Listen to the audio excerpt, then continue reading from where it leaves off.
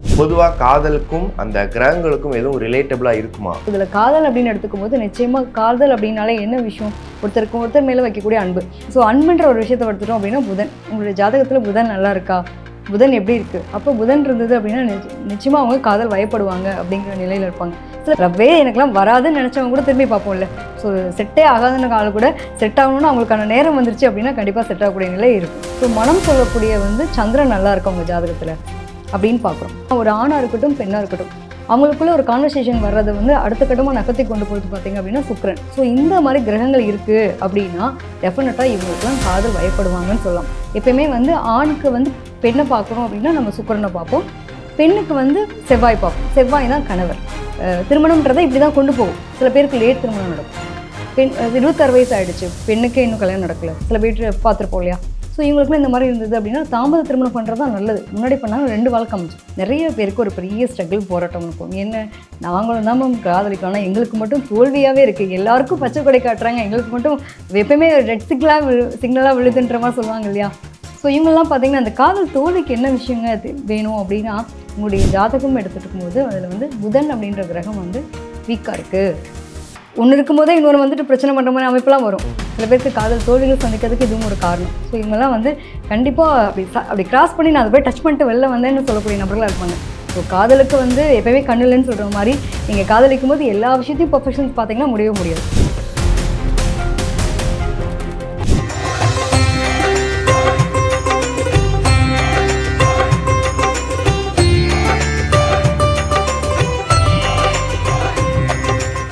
ஆன்மீக பந்தம் நேயர்களுக்கு வணக்கம். இன்னைக்கு நம்ம கூட காதல் மற்றும் குடும்ப நல சிறப்பு ஆலோசகர் காதல் ஜோதிடர் ஈஸ்வரி அவங்க தான் இருக்காங்க. வணக்கம் மேம். வணக்கம்ப்பா. எப்படி இருக்கீங்க? நல்லா இருக்கேன்ப்பா, நீங்கள் எப்படி இருக்கீங்க? நல்லா இருக்கேன் மேம். இப்போ காதல் அப்படின்னாலே என்னதான் சயின்டிஃபிக்கலாக அது கனெக்டிங்காக இருந்தாலும் இன்னொரு பக்கம் அந்த ஆஸ்ட்ராலஜி ரிலேட்டடாக அவங்களும் கனெக்ட் பண்ணி பார்க்குறாங்க. பொதுவாக காதலுக்கும் அந்த கிரகங்களுக்கும் எதுவும் ரிலேட்டபிளாக இருக்குமா? நிச்சயமாப்பா. எல்லாமே நம்மளோட வாழ்க்கையில் பார்த்தோம் அப்படின்னா எல்லா விஷயத்துக்குமே கிரகத்தோட தொடர்பில் தான் நம்மளோட வாழ்க்கை இயங்குது. நார்மலாக சொல்ல போனோம் அப்படின்னா ஒரு சின்ன சின்ன விஷயத்தில் தொடங்கி எல்லாத்துக்குமே நம்ம பார்க்குறது கிரகங்கள் பேஸ் பண்ணி தான் நம்மளுடைய எண்ணங்களாக இருக்கட்டும், செயல்களாக இருக்கட்டும், சிந்தனைகளாக இருக்கட்டும் எல்லாமே கனெக்டடாக இருக்கக்கூடிய அமைப்பு. இதில் சயின்டிஃபிக்கலாகவும் பார்த்தாலும் சரி, நம்ம லாஜிக்கலாக பார்த்தாலும் சரி, கிரகங்கள் தான் நம்மளுடைய வாழ்க்கையில் எண்ணங்களை உருவாக்குதுன்ற மாதிரியான ஒரு தன்மை உண்டு.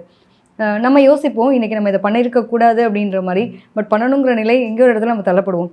ஸோ இது மாதிரியான கிரகங்கள் இருக்கும்போது நமக்கு அந்த மாதிரியான சூழ்நிலைகள் அமையுது. ஸோ இதில் காதல் அப்படின்னு எடுத்துக்கும்போது நிச்சயமாக காதல் அப்படின்னாலே என்ன விஷயம், ஒருத்தர் மேலே வைக்கக்கூடிய அன்பு. இது என்ன நான் எல்லோரும் பர்டிகுலராக பார்க்குறது, இந்த காதல் ஒரு வார்த்தை வந்தோடனே ஒரு ஆண் பெண் இணை சேரக்கூடிய விஷயத்தை மட்டுமே காதலாக பார்க்குறாங்க. அது கிடையாது. எதிர்பாலின ஈர்ப்புன்றதுக்கு நம்ம காதலாக பார்க்குறோம். அந்த அன்பினுடைய ஸ்பரிசம்னு ஒரு விஷயம் இருக்கு இல்லையா. ஸோ இதுவுமே ஒரு 3-4 கேட்டகரியாக நம்ம பிரிக்கலாம். ஸோ அன்புன்ற ஒரு விஷயத்தை எடுத்துட்டோம் அப்படின்னா புதன், உங்களுடைய ஜாதகத்தில் புதன் நல்லா இருக்கா, புதன் எப்படி இருக்குது, அப்போ புதன் இருந்தது அப்படின்னா நிச்சயமாக அவங்க காதல் வயப்படுவாங்க அப்படிங்கிற நிலையில் இருப்பாங்க. சில பேர் ஜாதகம் எடுத்து பார்க்கும்போது நமக்கு தெரியும் இவங்களாம் அன்புக்காக எங்கிட்டே இருப்பாங்க. அந்த கிடைக்க வேண்டிய அன்பு எனக்கு கிடைக்கல, ரொம்ப ஃபீலாக இருக்குது அப்படின்ற மாதிரி சூழ்நிலை இருக்கும். ஸோ அவங்களோட ஜாதகத்தில் பார்த்திங்க அப்படின்னா புதன் டேமேஜாக இருக்கக்கூடிய தன்மை இருக்கும், அன்புக்காக இயங்கக்கூடிய நபர்களாக இருக்கக்கூடிய தன்மையெல்லாம் இருக்கும். ஸோ இது கிரகங்களை பேஸ் பண்ணி தான் இந்த காதலாக இருக்கட்டும், அதே மாதிரி வேலையாக இருக்கட்டும், படிப்பாக இருக்கட்டும், எல்லாத்துக்கும் கிரகங்களோட தொடர்பு தான். மேம், இப்போ ஒரு குறிப்பிட்ட ராசிக்காரங்களுக்கு இந்த லவ் அப்படின்னா செட் ஆகாதுன்ற ஒரு மைண்ட் செட்டில் ஃபிக்ஸ் பண்ணிடுவாங்க. என்னதான் போய் தேடி திரிஞ்சு அலைஞ்சாலும் எனக்கு இந்த லவ் மட்டும் செட்டே ஆக மாட்டேங்கிறத சொல்லுவாங்க. அந்த மாதிரி ராசிக்காரங்களுக்குலாம் எப்படி லவ் செட்டே ஆகாதுன்ற ஒரு மைண்ட் செட்டுக்கு வந்துருவாங்களா எப்படி மேம்? அப்படி இல்லைப்பா. இப்போ பொதுவாகவே ஒவ்வொரு ராசிக்கும் ஒவ்வொரு குணாதிசயம் உண்டு. ஸோ இப்போ எடுத்துட்டோம் அப்படின்னா ஃபஸ்ட்டு ராசி எடுத்துட்டோம் அப்படின்னா இப்போ மேஷ ராசிக்காரங்க எப்படி இருப்பாங்க, பார்க்கறதுக்கு டெரராக இருப்பாங்க, ரொம்ப ஸ்ட்ரைட் ஃபார்வர்டாக இருப்பாங்க, வேலைன்னு வந்தால் வெள்ளைக்காரன்ற மாதிரி இருப்பாங்க. நம்ம ஆளுக்கு எப்பவுமே பேம்பரிங் கேரிங்காக இருக்க மாதிரி ஒருத்தவங்க எனக்கு என் கூட டைம் ஸ்பெண்ட் பண்ணு அப்படின்னு கேட்குற ஆளாக இருந்தால் ஒத்து வருமா? அப்போ அங்கே ஸ்ட்ரகிள் போராட்டம் இருக்கும். ஸோ இந்த மாதிரி ஒவ்வொருத்தருடைய ராசியை பொறுத்தும் ஒவ்வொரு குணாதிசயங்கள் வேறுபடக்கூடிய நிலை இருக்குது. ஸோ இவங்களுக்குலாம் செட்டே ஆகாதான்னு கண்டிப்பாக அப்படிலாம் கிடையாது. அந்தந்த காலகட்டம் இருக்கும். நம்ம பிறக்கும்போது ஒரு தசாபுத்தியில் பிறந்திருப்போம். அந்த தசாபுத்தி காலங்கள் மாற்றங்கள் வரும்போது, கோச்சார கிரகங்கள் மாற்றங்கள் வரும்போது ரவ்வே எனக்குலாம் வராதுன்னு நினச்சவங்க கூட திரும்பி பார்ப்போம்ல. நம்ம நிறைய படங்கள்லாம் பார்த்துருப்போம். நிறைய லவ் பிரேக்கப், ஏதாவது எங்கெல்லாம் யாரெல்லாம் லவ் பண்ணுறாங்க அவங்களாம் போய் பிரித்து விடுறதே வேலையை வச்சுருப்பார் சூர்யா சார். திடீர்னு பார்த்தீங்கன்னா அவருக்கே லவ் வந்துடும்.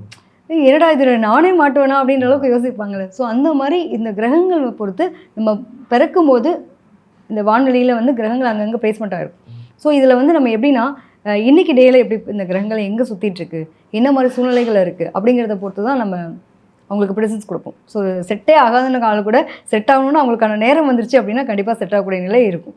ஓகே. அப்போ கிரகங்களுக்கும் அந்த காதலுக்கும் உண்மையிலே மிகப்பெரிய அளவில் ஒரு ஈர்ப்பு இருக்குது. உண்மைதான். நிச்சயமா. மேம், இப்போ காதலுக்கான கிரகங்கள் இருக்கும்போது அது எப்படி அவங்க தெரிஞ்சுப்பாங்க? ஏதாவது அது ஐடென்டிஃபிகேஷன் பண்ணுற மாதிரி நோட்ஸ் இதாக இருக்குமா? நிச்சயமா.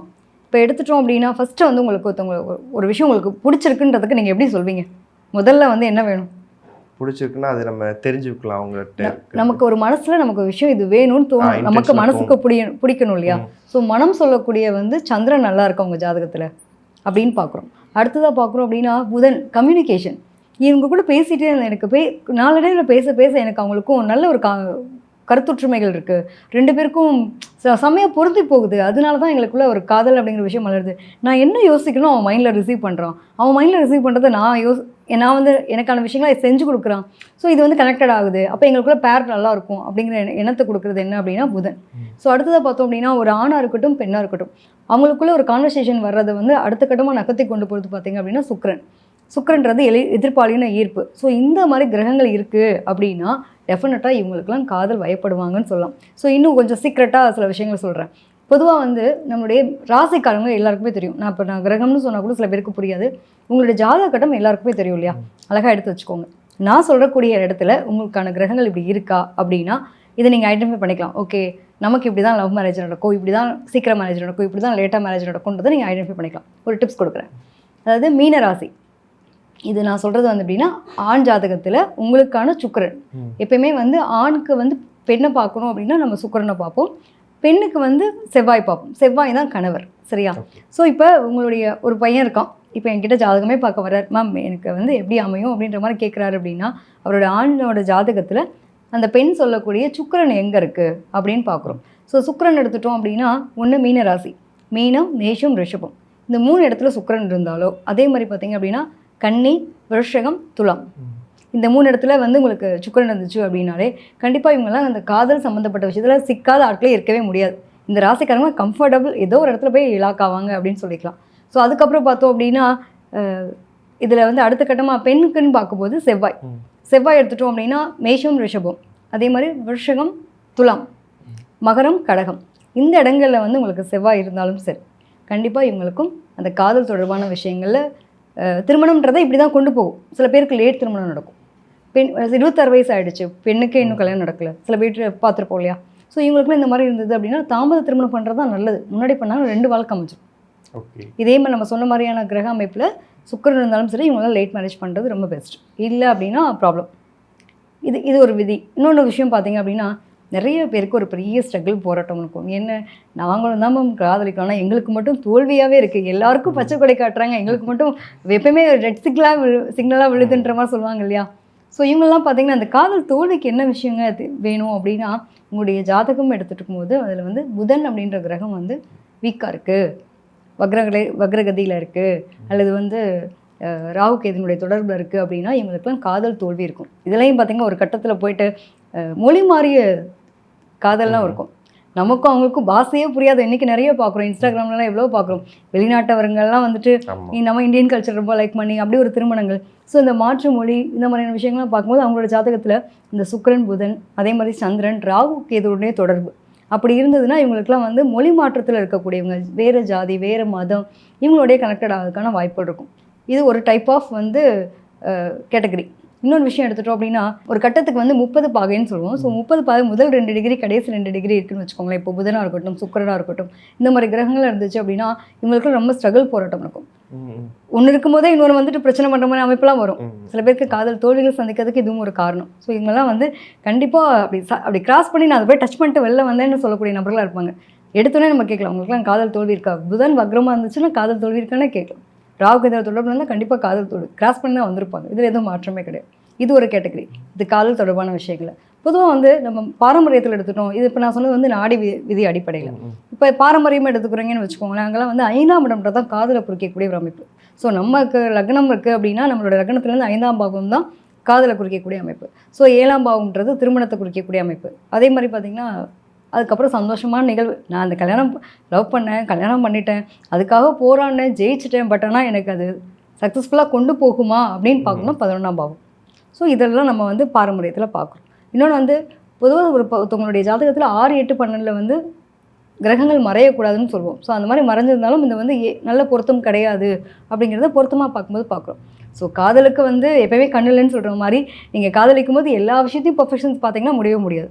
ஸோ சில விஷயங்கள் இருக்குது அப்படின்னா எல்லாத்துக்கும் விதி ஒன்று இருக்கும்போது விதி விலக்குன்னு ஒன்று இருக்கணுமா இல்லையா? அதை மட்டும் நம்ம பார்த்துட்டு அதுக்கு தகுந்த மாதிரி திருமணம் சம்மந்தப்பட்ட விஷயமும் முடிவெடுத்துட்டோம் அப்படின்னா பெட்டராக இருக்கும். கண்டிப்பாக மற்றொரு காணொளியில் சந்திப்போம். உங்களோட நேரத்துக்கு நன்றி. நன்றி.